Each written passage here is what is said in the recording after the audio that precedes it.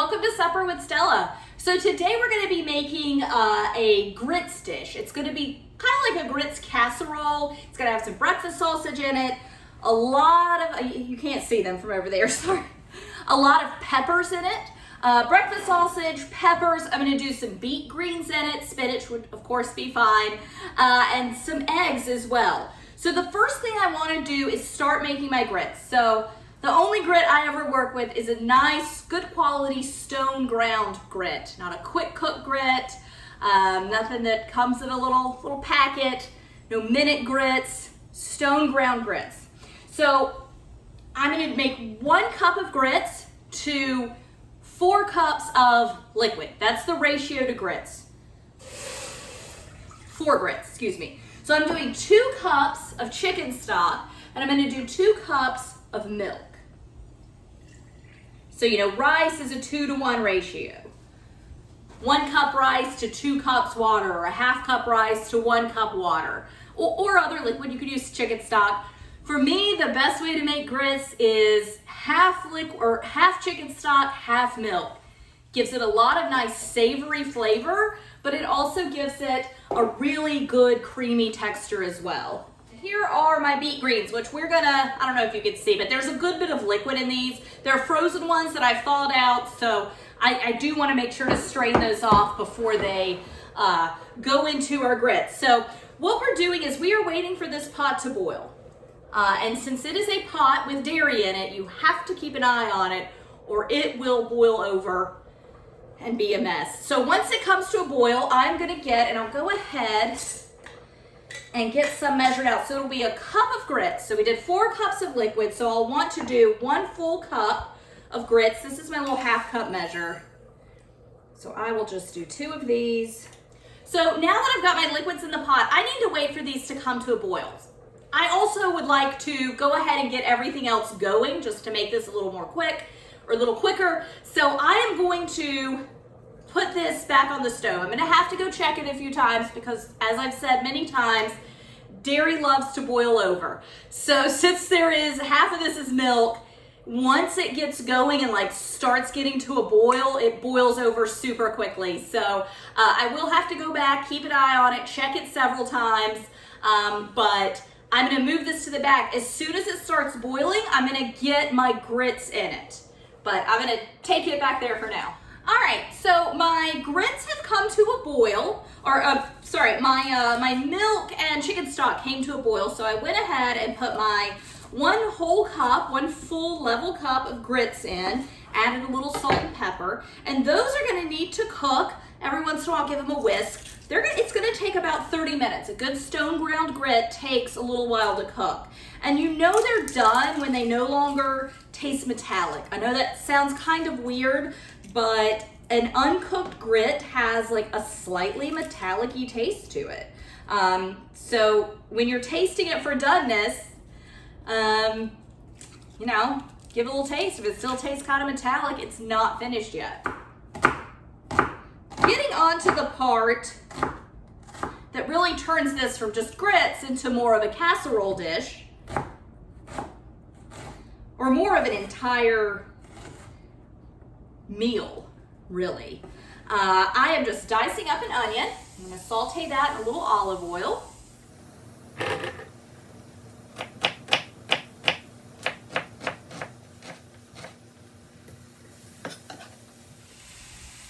All right, now I want to get my celery added in. And celery, I would say celery is very optional for this dish, but I have a ton of celery that I grew this year. It's my own garden celery, and I really just want to get it all used. So I am adding celery to most dishes.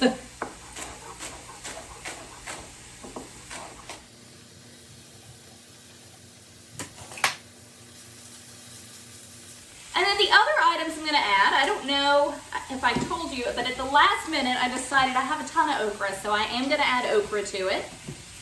Wasn't in the original plan, but you've got a lot of okra, you don't want to waste it. And then a just variety of peppers. So I've got some Shishitos. I've got some Anaheims. That's a Shishito. I've got this one, which is it's called a Sugar Rush Peach. It's a hotter variety. This is a Sugar Rush Red. That is probably gonna make it super duper hot for me. I'm kind of a wet. Some cherry peppers. All of these are hot to just varying degrees. Shishitos are generally, they're a little sweet and hot. Cherry peppers, a little bit sweet as well. Well, actually, I don't know that they're a little bit sweet, but they're not super crazy hot, but they are hot. This is a pumpkin spice jalapeno, called pumpkin spice for its color. It tastes like a regular jalapeno. Anaheims are on the hot scale. They're not too bad. And I've got a poblano, which of course is hot, but not super hot. The only ones here that I am really worried about are the Sugar Rush Red and the Sugar Rush Peach. Those are the ones that scare me a little bit about this mixture. But I am just gonna go through and get all these diced up and just get them into my mix.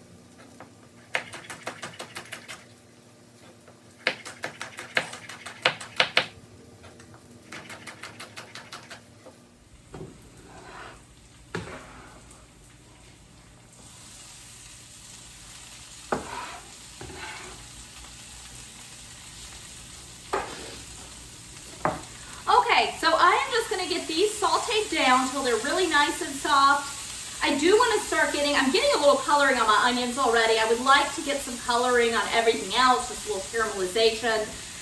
Want to salt and pepper this. I did try to avoid tops that had a lot of seeds in them on these slender peppers. It's kind of hard to get the seed out. There's some spice in the air from this. And then I didn't wear gloves, so I need to wash my hands really well to try and get all this capsaicin off of them so that I don't go blind at some point today when I touch my eyes. But I'll be back in just a minute.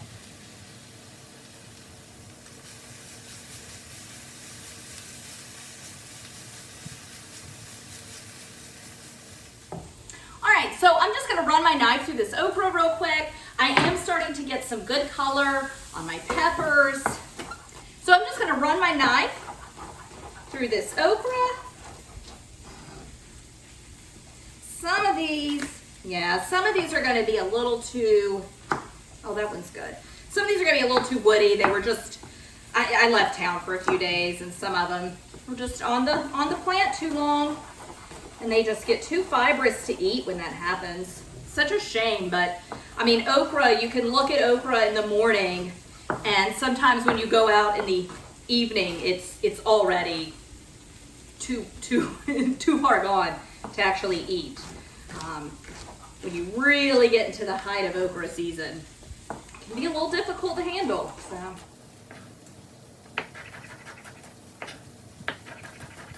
This is a really great way. I mean, as you can see what I'm doing today, I am really just using all the vegetables that I have.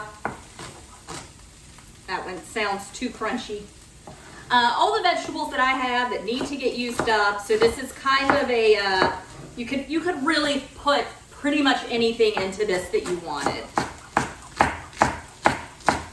That one might be too woody. Oh, we'll find out. But I had a lot of okra, so at the last minute I decided to put okra in it.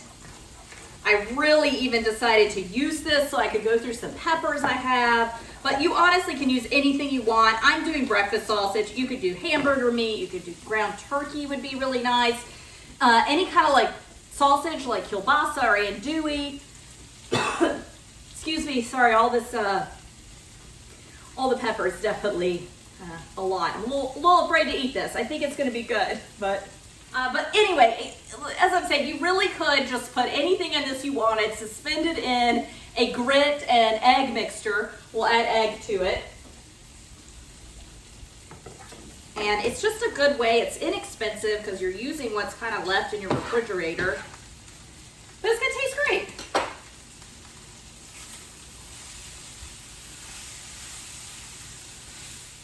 All right. Pulled my grits off the stove. They are definitely ready. They taste great. Taste them. Always taste them for seasoning before you serve them. I'm going to add a little bit more to them. They need a little more salt. So I added just a pinch of salt. I am not going to add pepper because of all the peppers and we have in here and this breakfast sausage that I am currently browning up in this pan right in the middle. I scooted all the vegetables to the edges, put the sausage, and it is just like half a tube of breakfast sausage, so it's about 4 ounces. I was going to use chorizo. I have some frozen Mexican chorizo in the freezer. I was going to get it out. It's on the very bottom, and before I got to the chorizo, I found this leftover frozen breakfast sausage, and I was like, you know what? I'm gonna go ahead and use that since it's already been opened. But chorizo would be great, as I said, like kielbasa or andouille would be good. I mean, even like a Spanish chorizo, which is a little different than Mexican chorizo. It's dried and cured. That would be good in here too, as would merguez, spicy lamb sausage, or you don't even need meat in this. We are going to do a fair amount of eggs, so there will be some protein that's not meat in here. So next thing I want to do is kind of my secret ingredient to grits. Whenever I cook grits, I add not a lot, just a spoonful. That's maybe a tablespoon and a half of mayonnaise. And it brings just an extra, it adds kind of a zip, adds a little bit of a zing, a little bit of tanginess to your grits, which at this point they're savory, they're salty, they're creamy, but there's not much, there's no acid in it. So it adds a little bit of acid, but not as much. I mean, I don't want as much acid as like a vinegar or a lemon juice or wine would bring. I also like the kind of creamy texture of the mayonnaise. So these are cooked in milk, so of course they're already fairly creamy, but I really like to add just a little mayonnaise. Okay, so this sausage is pretty much cooked through. I am just kind of hitting it with my spatula here just to kind of break it because it was that tube. So just to kind of break it up into some pieces, get everything mixed in together.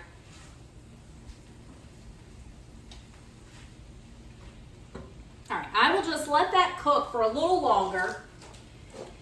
And we are gonna add, I'm gonna shred up some cheese, and we're gonna add, I've got Gouda. You could really do any cheese that you wanted. This is we wanted a smaller hunk of Gouda, but the store only had these huge ones. So I was like, well, Gouda's delicious. I'll certainly find a way to use this. So here it is in grits, Gouda grits. And I'm gonna do about 8 ounces. Yeah, this is 16. So 2/3 to half of this block of cheese. And like I said, any cheese you want would be really good in here.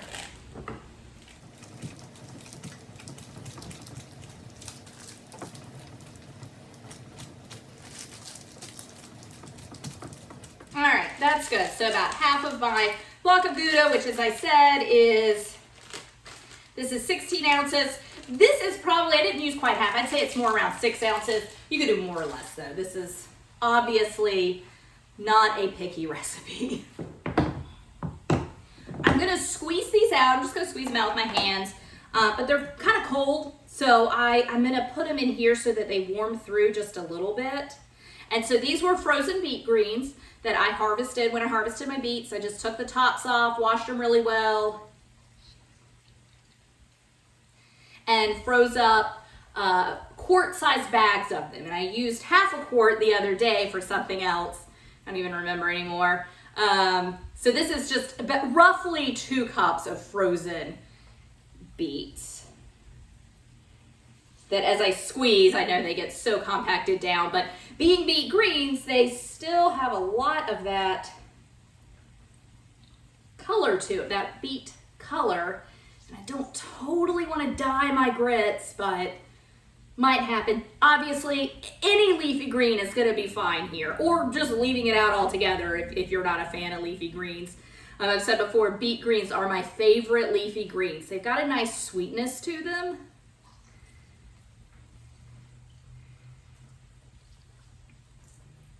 Other leafy greens would not dye everything pink.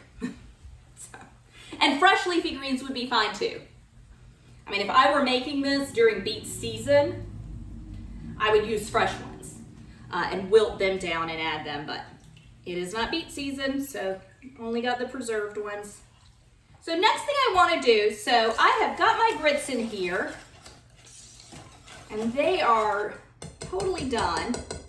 To really make this a casserole and make everything kind of solidify together, I am going to add in some eggs. This will get baked off. I am making this in advance, but when I go to make it, I will just stick it in a 350-degree oven for 20 to 30 minutes. Everything at that point should be, with the exception of the eggs, would be cooked through. So I'm really just cooking some eggs.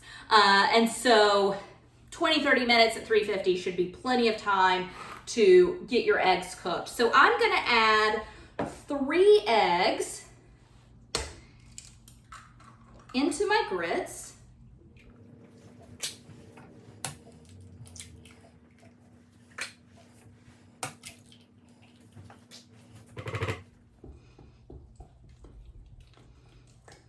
I should have whisked them, but I've already put my whisk in the dishwasher, so I'm just gonna stir it in. Pop the yolks, get them stirred in.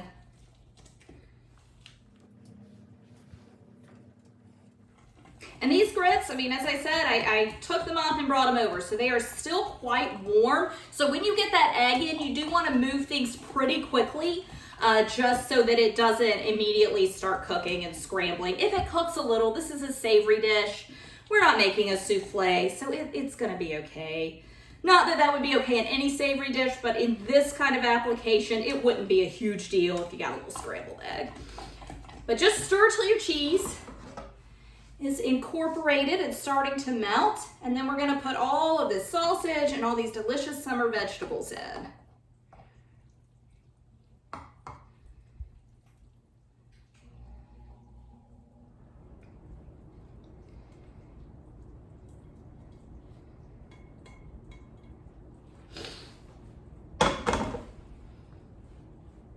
And it's on a towel because I didn't want to burn my cutting board. And this is a 3-quart pot, and I've got, I believe it's a 4-quart casserole dish I'm gonna put this in, but this is very, very full, which is awesome. I was a little worried when I just did 1 cup of grits. I thought about doing 2 cups, thought about doing 1.5 cups. Then I was like, nah, it's gonna be a lot of vegetables. And it really is a lot of vegetables. This is a ton of food. And this you could serve, I mean, honestly, with what's in it, it's pretty versatile. We're gonna have it, I think, for dinner one day with like a side salad. You could certainly have it for breakfast though. If you wanted to do it as a side dish, I would leave the sausage out. I would not do any meat. I don't really do meat in my side dishes, so, I mean, generally I would just do meat as the main course, so. Okay, set these aside. And as I said, my grits were a little undersalted when I finished cooking them. So I added a smidge of salt, but then the cheese and the vegetable mixture has a lot of salt in it, and the sausage, of course, inherently has a lot of salt in it, so my seasoning should be good. And my grits didn't completely turn pink, which is fantastic. So I pre-greased this little casserole dish with just a little pan cooking spray, just to make cleanup a little bit easier. Grits, pretty well-known fact, I think, grits turn into cement once they dry. So I'll want to get this washed immediately. All right, so what I'm gonna do is make like a little divot in the top.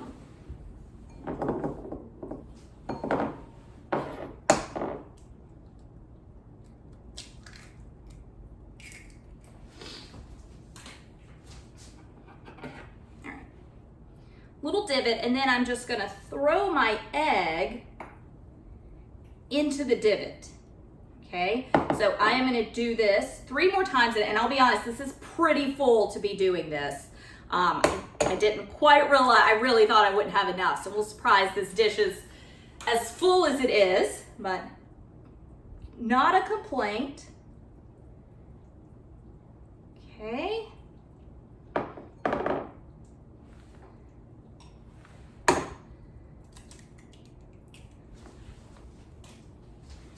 And you do want to crack these into a bowl first. It really, really does help. Just slide your egg in.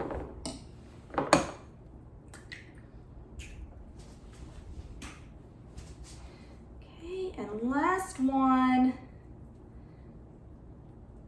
Those whites are all that, so what you're really going for is for it to look like 4 separate eggs on top. Because this is so full, it's kind of, the egg white is just gonna spread across the top. Not the end of the world. It's not gonna affect the way that this tastes. It's still gonna taste amazing, but you know, your casserole dish is a little better. Like I said, this made a good bit more than I was expecting. But I'm gonna stick this, because I went ahead and did the eggs, I am gonna cook it today. We are not gonna eat this later. We're gonna have it for dinner tonight. So I'm gonna go ahead and stick this in the oven, 350-degree oven, and honestly, I'm gonna bake it until the egg whites have fully set, because that will mean that the rest of the egg is set. It should be 20, maybe 30 minutes. But I'm gonna get this in the oven, and that's all. Thanks so much for joining me. Bye.